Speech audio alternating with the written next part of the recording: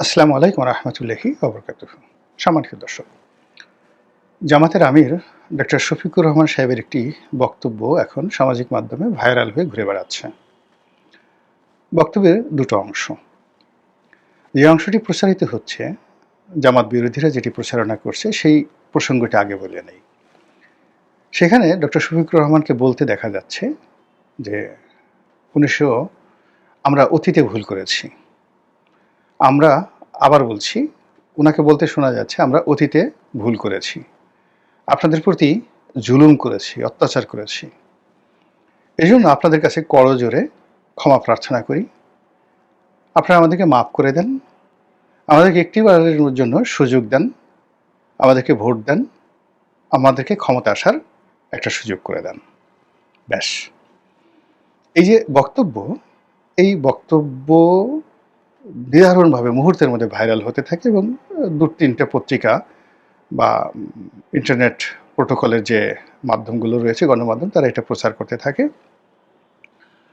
এবং সবাই বলার চেষ্টা করছেন যে জামাতের আমির 1971 সনের জন্য এইভাবে প্রকাশ্যে করজোরে ক্ষমা চাচ্ছেন এবং তারা রাষ্ট্র ক্ষমতা আসার জন্য ভোট প্রার্থনা করছেন। কেউ কেউ বলার চেষ্টা করছেন যে এটা ভালো, খুবই ভালো হয়েছে। আবার কেউ কেউ বলার চেষ্টা করছে যে এতকাল পরে বোধোদয় হলো এবং তারা কতটা ক্ষমতায় লোভী যে 1971 সনে তারা যেভাবে খুন, জখম, রাহাজানি, ধর্ষণের যে অভিযোগ তাদের বিরুদ্ধে রয়েছে, এখন এটা মুখে মুখে বললেই আমরা মাফ করে দেব। কালকে যদি শেখ হাসিনা এসে বলে যে আমাদেরকে মাফ করে দেন, এই আমাদের বিরুদ্ধে যে খুনের অভিযোগ হয়েছে করজোরে মাপ চাচ্ছি, তো সেখানে আমরা 1400 খুনের অভিযোগ, সেই 1400 খুনের অভিযোগকে আমরা কিভাবে দেখব যেখানে 30 লক্ষ খুনের ব্যাপারে জামাতের আমিরকে আমরা ক্ষমা করে দিচ্ছি, তাহলে তো শেখ হাসিনাকে ক্ষমা করে দিতে হবে। এই ধরনের কথাবার্তা যখন তুঙ্গে, ঠিক সেই সময়টিতে জামাতের পক্ষ থেকে বলা হলো যে আসলে এটা ছিল একটি বক্তব্যের খণ্ডিত অংশ। জামাতের আমির আওয়ামী লীগের সমালোচনা করতে গিয়ে তারা এই বক্তব্য তিনি কোট করেছেন শেখ হাসিনার বক্তব্য। সেখানে শেখ হাসিনা যখন ক্ষমতা আসতে চেয়েছিলেন, এটি সম্ভবত সেই 1991 বা 1996 সনের শেখ হাসিনার বক্তব্যগুলোর যে কোনো একটা বক্তব্য হতে পারে। তো ওই সময়টিতে মানুষের ধর্মপ্রাণ মুসলমানদের হৃদয় এবং মন বিগলিত করার জন্য, অথবা দেখা বলা হয় মানুষদেরকে এই ধর্মভিত্তিক রাজনীতির দিকে আকৃষ্ট করার জন্য শেখ হাসিনা এবং আওয়ামী লীগ কতগুলো ন্যারেটিভ চালু করেছিল। তখন শেখ হাসিনা মক্কা শরীফ গিয়েছিলেন উমরা করার জন্য। উমরা থেকে ফিরে এসে তিনি অনেকটা হিজাবের কায়দায় মাথায় পট্টি পরেছিলেন, মাথায় চুলগুলো ঢেকে রাখার জন্য কালো হিজাব পরে তারপর তিনি ঘুমটা দিয়েছিলেন। তারপর তার কিছু ছবি তসবিহ হাতে মোনাজাত করছেন তিনি, বা তসবিহ হাতে নিয়ে ঘুরছেন, এরকম কিছু ছবি তখন ওই সময়টাতে, তখন তো সামাজিক মাধ্যম ছিল না, পত্রপত্রিকা বেশ ভাইরাল হয়েছিল। আর সেটা নিয়ে জামাতের যারা বক্তা ছিলেন, বিশেষ করে দেলোয়ার হোসেন সাঈদী সাহেবের মতো বিখ্যাত বক্তা, তারা শেখ হাসিনার বিরুদ্ধে নিদারুণ এবং নির্মম সমালোচনা করেছিলেন ওই জমানাতে, যে দেখুন ভণ্ড এসেছে, মাথায় পট্টি পেরেছে, কোনো নাম না বলে, আবার এখন হাতে তসবি নিয়েছে, এরা এই কর্ম করেছে, আবার আপনাদেরকে বিভ্রান্ত করার জন্য ইসলামের সুরত ধরেছে। নিদারুণ সব নির্মম সমালোচনা সেই সময় শেখ হাসিনার বিরুদ্ধে করা হয়েছিল এবং তার ধর্ম, কর্ম, তসবি, তাহালিল সব কিছুকে মনে করা হতো যে এ হাল তেরা চাল হ্যায়, মকসুদ তেরা মাল হ্যায়, লাখো কো আন্ধা কর দিয়ে। এবং জামাত দীর্ঘদিন ধরে তাদের যে সকল গুণী ওয়াজিন, আমি গুণী বলছি এই অর্থে যে ওয়াজের ময়দানে তারা একটা আর্ট তৈরি করে ফেলেছিলেন, যে সমাজের যে জায়গাগুলোতে মানুষ খুব বেশি যাকে বলা হয় ঐক্যবদ্ধ হয় বা যায়, যেমন ধরুন খেলাধুলা দেখতে যায়, গান বাজনা শুনতে যায়, নাচ দেখতে যায়, সার্কাস দেখতে যায়, তো এই যে জনসমাবেশগুলোতে মানুষ যায় বিনোদনের জন্য, তো সেই সকল বিনোদনকে ছাপিয়ে জামাত এই ওয়াজের মাহফিলটাকে একটা রীতিমতো আর্টে পরিণত করেছিল, যেখানে লক্ষ লক্ষ নয় 10 লাখ লোকের সমাবেশ হয়ে যেত সাঈদী সাহেবের জমানাতে। এবং এই প্ল্যাটফর্মগুলো ঠিক সেই সময় থেকে তারা মানে কোরআনের আলোচনা হতো একটা অংশ, আওয়ামী লীগকে গালাগালি করা হতো আরেকটি অংশে, ভারত বিরোধী একটি মনোভাব জাগিয়ে তোলা হতো এবং খুব সুকৌশলে ইসলামাইজেশন, পাকিস্তান, মুক্তিযুদ্ধ এই বিষয়গুলো নিয়ে একটা ভিন্ন ন্যারেটিভ তৈরি করা হতো। সেখানে বিশ্বের বিভিন্ন রকম যারা বড় বড় মর্দে মুজাহিদ আছেন, যারা বড় বড় বিপ্লবী আছেন, বিশেষ করে মুসলিম ব্রাদারহুড মিশরের, তখনও মুসলিম ব্রাদারহুড আসলে মুরসির আন্ডারে আসেনি, কিন্তু 50-এর দশকে তারা যে কয়েকটি বিপ্লব ঘটিয়ে ফেলেছিল মধ্যপ্রাচ্যে, সেই বিপ্লবের পুরোধা ছিলেন সৈয়দ কুতুব। এই সৈয়দ কুতুব মিশরে যে সামরিক অভ্যুত্থান ঘটিয়েছিলেন, বাংলাদেশে যেভাবে 7ই নভেম্বর একটা সামরিক অভ্যুত্থান ঘটে গেছে, বা ধরুন এই যে আমাদের একটা বিপ্লব হয়ে গেছে, জুলাই আগস্ট বিপ্লব হয়ে গেছে, এখন এই বিপ্লবের মাস্টার মাইন্ড বলতে সবাই জামাতকে মনে করছে। আর এটাকে সবাই বলার চেষ্টা করছে যে এখন যে সরকার, এই সরকার মূলত সেনাবাহিনী সমর্থিত সরকার, জামাত সমর্থিত সরকার বা জামাত প্রভাবাধীন পরিচালিত সরকার। তো ঠিক এইরকম একটা বিপ্লব হয়েছিল মিশরে 50-এর দশকে। আর সেই মিশরের সেই বিপ্লবটা পুরোটাই, মানে কর্নেল তাহেরের মতো পুরো বিপ্লবটাই সংগঠিত করেছিলেন যিনি, তিনি এই জামাতের যে মাস্টার কপি, জামাতের মানে যাকে জামাত অনুসরণ করেন মিশরে, সেই প্রতিষ্ঠানটার নামটি হলো মুসলিম ব্রাদারহুড। তখন মুসলিম ব্রাদারহুডের যে আধ্যাত্মিক নেতা, বাংলাদেশে যেমন জামাতের আধ্যাত্মিক নেতা গোলাম আজম, তারপরে পুরো জামাত এশিয়া সাবকন্টিনেন্টে জামাতের যে পুরোধা প্রতিষ্ঠাতা আবুল আলা মওদুদী, তদ্রূপ এই মুসলিম ব্রাদারহুড, পুরো মধ্যপ্রাচ্যের যে মুসলিম ব্রাদারহুড, এটার যে আধ্যাত্মিক নেতা তার নাম ছিল সৈয়দ কুতুব। তারা মানে জামাত এবং মুসলিম ব্রাদারহুডের সব মানুষ মনে করেন যে সৈয়দ কুতুব ছিলেন জীবন্ত অলি, টাটকা অলি, এবং তিনি নানা রকম অলৌকিক কাণ্ড ঘটাতে পারতেন। এবং সেই ধরনের কাহিনী বিভিন্ন, এই যে মাওলানা দেলোয়ার হোসেন সাইদী সাহেবের মতো জনপ্রিয় যারা বক্তা ছিলেন, তারা এই সৈয়দ কুতুবের যে অলৌকিক কাহিনী বর্ণনা করতেন। তো আমরা ইতিহাসে আসি, সেই কাহিনীগুলো না বলে সেই সৈয়দ কুতুবের সঙ্গে গামাল আব্দেল নাসের, যাকে বলা হয় কলিকালের মানে আধুনিক কালের ফেরাউন, আমরা বাংলাদেশে যেমন ফেরাউন শব্দটা নেতিবাচক অর্থে ব্যবহার করি, মিশরে কিন্তু ফেরাউন is a dignity, it's a power, it's accreditation. ফেরাউন শব্দটাকে তারা সব মর্যাদার সাথে দেখে। এই জন্য গামাল আব্দেল নাসেরকে বলা হয় এ যুগের মিশরীয় জাতির পিতা। আর মিশরীদের সর্বকালের জাতির পিতা বলা হয় সেই আমরা যে ফেরাউনকে গালাগালি করি, রামসিস দ্য সেকেন্ড, তাকে। তো সেই গামাল আব্দেল নাসেরের সঙ্গে সৈয়দ কুতুবের দ্বন্দ্ব সংঘাত শুরু হলো, এবং দ্বন্দ্ব সংঘাতের পরে সেই গামাল আব্দেল নাসের সৈয়দ কুতুবকে গ্রেপ্তার করেন এবং তাকে ফাঁসি দেন। এই হলো মুসলিম ব্রাদারহুডের প্রথম আধ্যাত্মিক নেতা। পরবর্তীতে তারা যখন আবার গণতান্ত্রিকভাবে নির্বাচিত হয়ে মুরসির নেতৃত্বে মানে তারা ক্ষমতা দখল করলেন, তখন তাদের বাড়াবাড়ির কারণে, ভুল ভ্রান্তির কারণে, অতি বাড়াবাড়ির কারণে সেনাবাহিনী, রাষ্ট্রযন্ত্র এবং জনগণ বিক্ষুব্ধ হয়ে উঠল এবং মুরসি সরকারের বিরুদ্ধে আর একটা বিপ্লব হয়ে গেল। এবং সেই বিপ্লবে এই বর্তমান যিনি আব্দুল ফাত্তাহ সিসি, তিনি ক্ষমতায় আসলেন এবং ক্ষমতায় আসার পরে এই মুরসিকে মৃত্যুদণ্ড দেওয়া হলো এবং তিনি সেই মৃত্যুদণ্ড ঠিক কার্যকর করার আগেই জেলখানাতে তিনি মারা গেলেন। এই হলো মুসলিম ব্রাদারহুডের ইতিহাস, যারা কিনা জামাতের আধ্যাত্মিক নেতা।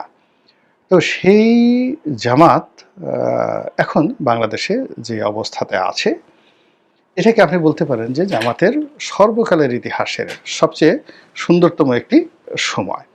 এখন জামাত যা কিছু করছে সেগুলো নিয়ে খুব আলাপ আলোচনা হচ্ছে, সমালোচনা হচ্ছে। ঠিক যেভাবে মুসলিম ব্রাদারহুডকে নিয়ে 50-এর দশকে হতো, যেভাবে মুরসিকে নিয়ে, সৈয়দ কুতুবকে নিয়ে আলাপ আলোচনা হতো এবং তাদের যে ধরনের প্রভাব প্রতিপত্তি ছিল, এখন জামাতের আমির বাংলাদেশের রাজনীতিতে অমনি গুরুত্বপূর্ণ ব্যক্তি। তো সেই গুরুত্বপূর্ণ ব্যক্তির একটি বক্তব্য, সেই বক্তব্যকে নিয়ে ট্রল হচ্ছে যে তিনি অতীতের সমস্ত ভুল স্বীকার করে এখন তিনি ভোট প্রার্থনা করছেন, ক্ষমা চাইতে আসছেন। তো এই কথা যখন প্রচারিত হয়ে গেল খুব অল্প সময়ের মধ্যে, জামাত যেহেতু এখন ক্ষমতাধর, তারা সেই পত্রিকাগুলোকে চ্যালেঞ্জ জানালেন যে আমরা তো এই কথা বলিনি। আমাদের আমির যেটা করেছে সেটা হলো তিনি ভোটের ময়দানে কথা বলেননি। তিনি আওয়ামী লীগের সমালোচনা করতে গিয়ে, স্যাটায়ার করতে গিয়ে শেখ হাসিনাকে উদ্দেশ্য করে যে কথা বলেছেন যে একটি দল, তারা বারবার জনগণের সঙ্গে প্রতারণা করেছে, তারা বিভিন্ন সময় ক্ষমতা আসার জন্য ইসলামকে ব্যবহার করেছে, তসবিহকে ব্যবহার করেছে, দাড়িকে ব্যবহার করেছে। তারপর শেখ হাসিনা ওই কথাগুলো বলেছিলেন ক্ষমতা আসার আগে যে আমরা আপনাদের প্রতি জুলুম করেছি, ভুল করেছি, মাপ চাই, আমাদেরকে একটিবারের জন্য সুযোগ দেন, আমরা ক্ষমতায় আসতে চাই, ক্ষমতায় এসে আপনাদের এই করবো। তো এই কথাটাই মূলত তিনি বলেছেন শেখ হাসিনাকে উদ্দেশ্য করে, শেখ হাসিনার বক্তব্য, আর সেটাকে জামাতের বক্তব্য হিসেবে চালানো হচ্ছে। ভালো কথা। এখন মানে ডবল রোল চলছে, মানে যারা জামাত বিরোধী লোক তারা সেই আগের যে ভিডিওটি ওটিকে বারবার শুধু রিউইন্ড করছেন, ওটাকে বারবার শুধু চালিয়ে দেওয়ার চেষ্টা করছেন এবং যা মুখে আসে সেই কথা বলে জামাতের আমিরের 14 গোষ্ঠী উদ্ধার করছেন। দ্বিতীয় যে গ্রুপটি আছে সেই গ্রুপটি আবার এই যে ওনাদের যে আসল বক্তব্য, মূল বক্তব্য যে তিনি শেখ হাসিনাকে উদ্দেশ্য করে কথা বলেছেন, এটাকে বাজানোর চেষ্টা করছে, কিন্তু অতটা সফল হতে পারছে না। জামাত বিরোধী শক্তি বা জামাত বিরোধী যে বট বাহিনী, এখন ইদানিং তারা জামাতের যে বট বাহিনী তাদের চেয়ে অনেক অনেক শক্তিশালী হয়ে পড়েছে। তো ফলে তারা এখন এই যাকে বলা হয় এই জিনিসটা চালাচ্ছে। আর ওই যে জামাতের লোক যেটা প্রচার করছে যে এটা তাদের বক্তব্য নয়, তার এগেনস্টে আবার নতুন ন্যারেটিভ দাঁড়া করা আছে যে ছি ছি ছি, শেখ হাসিনা তো তবু ভালো হওয়ার জন্য আশা প্রকাশ করেছিলেন, জামাতের কি সেই তকদির হবে না? জামাতকে কি আল্লাহ হেদায়েত দেবে না? তারা কি কোনোদিন ভালো হবে না? তারা ৭১ যে কাজগুলো কর্ম করছে সেটার উপরে কি তারা সারা জীবন থাকবে? আরও একদল মানে যে বলছে যে যুদ্ধের ময়দানে যেভাবে ওহুদের যুদ্ধে আবু জাহেল নিহত হয়েছিলেন এবং মরার সময় তিনি তার ঘাড়টা সোজা রাখতে চেয়েছিলেন। তো জামাতের অবস্থা কি? জামাত এই সময়টিতে এসে তাদের মন কি একটু নরম হবে না? কোনো অনুশোচনা আসবে না? তারা কি সারা জীবন এভাবেই থাকবে? এই কথাগুলো বলে যাচ্ছে। দ্বিতীয় বলার চেষ্টা করছে যে জামাত কি ভুল স্বীকার করবে না? মানে প্রথমত ভালো হবে না, আর দ্বিতীয়ত ৭১ যে তাদের যে ভুল ভ্রান্তিগুলো ছিল সেগুলো কি তারা স্বীকার করবে না? এরা কি সারা জীবন এইভাবেই হয়ে যাবে? নিজেরা শত ভুলের মধ্যে ৩০ লক্ষ শহীদ, এটা নিয়ে তাদের কোনো অনুশোচনা নাই। ২ লক্ষ মা বোন, এটা নিয়ে কোনো অনুশোচনা নাই, বরং তারা বলার চেষ্টা করছে যে ৩০ লক্ষ তো দূরের কথা, ২,০০০ও হয় নাই। ভালো, ২,০০০ যদি খুন না হয়ে থাকে, ১৪০০ চেয়ে মানে ২,০০০ও খুন হয়নি, তো ১৪০০ চেয়ে তো বেশি হয়েছে। তো সেটা নিয়ে তো তাদের কিছু একটা বক্তব্য থাকা দরকার। এরপরে ধর্ষণ নিয়ে, ২ লক্ষ মা বোনের ধর্ষণ নিয়ে জামাতের বক্তব্য হলো যে না, জামাতের লোক ধর্ষণ করেনি, জামাতে কোনো লোক রাজাকার ছিল না, রাজাকার আলবদর এটা অন্য একটা লোকজন ছিল, এরা আরজা করতো, এরা মুসলিম লীগ করতো, আওয়ামী লীগের অনেক লোক রাজাকার ছিল, জামাতের লোক কোনোদিন রাজাকার ছিল না। এই কথাগুলো এখন অনেকে বলার চেষ্টা করছেন। তো এই যে ন্যারেটিভ, একটার পর একটা ন্যারেটিভ তৈরি হচ্ছে, it means we are not in the right way, আমরা সঠিক পথে নেই। যখন মানুষ সঠিক পথে থাকে তখন তার মধ্যে অনুশোচনা তৈরি হয়, মানে যারা অন্যায় করে তারা অনুশোচনা করে, ক্ষমা চায়, মাপ চায়, অন্তর থেকে চোখের পানি ফেলে মাপ চায়, when they are in right track, হিদায়া যেটা বলা হয়। আর মানুষ যখন, জনগণ যখন রাইট ট্র্যাকে থাকে তখন তাদের মধ্য থেকে প্রতিহিংসা দূর হয়ে যায়, তারা ক্ষমা করতে চায়, বারবার ক্ষমা করতে চায়, ক্ষমা করার জন্য পাগল হয়ে যায়। আপনি যদি মোহাম্মদ রসুল্লাহ সাল্লাহ সাল্লামের দুটো ঘটনা দেখেন, একটি ঘটনা হুনায়নের যুদ্ধ, আরেকটি ঘটনা মক্কা বিজয়। তো মক্কা বিজয়ের পর আল্লাহ রসুল সাল্লাহ সাল্লাম সমস্ত মক্কাবাসীকে ক্ষমা করে দিলেন, এটি নিয়ে কেউ কোনো প্রশ্ন করলেন না, মানে যারা বিজয়ী তারা কেউ প্রশ্ন করলেন না। এই যে তাদের বিজয়ীর মধ্যে যে একটা উদারতা, সেই উদারতাটা হলো হিদায়াতের লক্ষণ। এখন বাংলাদেশের দিকে আপনি তাকিয়ে দেখেন যে কোনো মানুষ ক্ষমা করতে চাচ্ছে না, প্রতিটি মানুষের মধ্যে প্রতিহিংসা প্রবল। যারা পরাজিত হয়েছে তারা ফিরে এসে আবার প্রতিশোধ নিতে যাচ্ছে। যারা বিজয়ী হচ্ছে তারা মনে করছে আমাদের বিজয় অসম্পূর্ণ, আমাদেরকে আরও বিজয়ী হতে হবে, এবং পরাজিতের উপর আমরা যে প্রতিশোধ নিয়েছি এটা পরিপূর্ণ হয়নি, আমাদেরকে আরও বেশি বেশি প্রতিশোধ নিতে হবে। অনেক বিপ্লবী বলার চেষ্টা করছেন যে আমাদের যখন ক্ষমতা ছিল তখন আমরা অনেকের বাড়িঘর আক্রমণ করিনি, এটা আমরা ভুল করেছি, অনুশোচনা করেছি, আমাদের উচিত আবার সুযোগ আসলে আরও বেশি করে প্রতিশোধ নেওয়া। এই যে এটা ধুরন্ধর সমাজ ব্যবস্থা চালু হয়ে গেছে, প্রত্যেকটা মানুষের মধ্যে প্রতিহিংসার আগুন দাউ দাউ করে জ্বলছে। ঘৃণা অতীতের যে কোনো সময়ের চেয়ে বেশি আমাদের সমাজে দেখা যাচ্ছে। অনুশোচনার পরিবর্তে ঠাট্টা, মশকারিয়া, টিটকারি এগুলো বেড়ে যাচ্ছে। এবং কওমে লূত জমানাতে আপনারা দেখেছেন যে তারা ফেরেশতাকে পর্যন্ত আক্রমণ করতে গেছে এবং ফেরেশতা রূপ যৌবন নিয়ে তারা ঠাট্টা মশকরা করছে।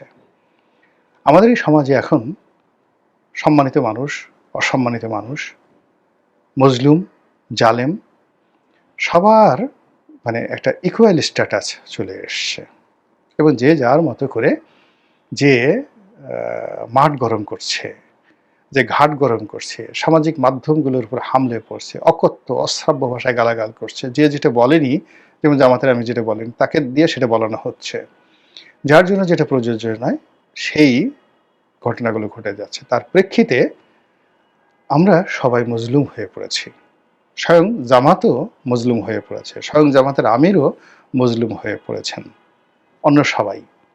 কাজে এই অবস্থা থেকে, এই শ্বাসরুদ্ধকর অবস্থা থেকে রক্ষা পাওয়ার জন্য আমাদেরকে সবাইকে ভালো মানুষ হতে হবে, তওবা করতে হবে, ফিরে যেতে হবে